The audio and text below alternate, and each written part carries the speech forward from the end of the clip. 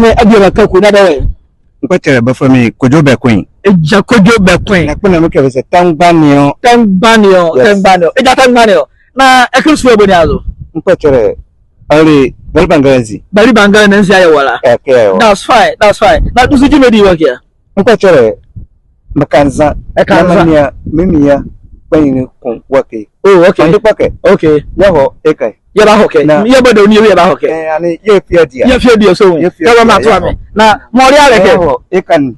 na ka fere azuro mo le kra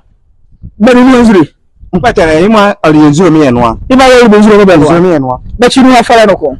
nkwatere fere demo ya tibie ba chi bi nkwatere angba atu aburu no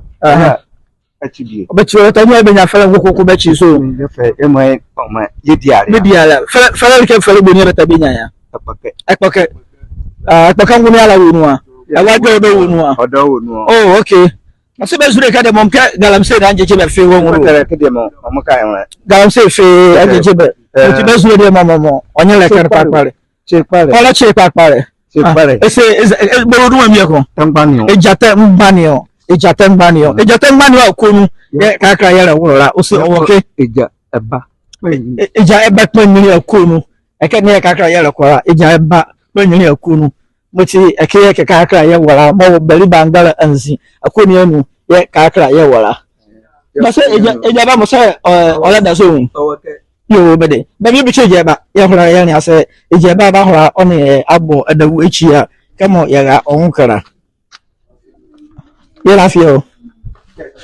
okay cameraman bichi okay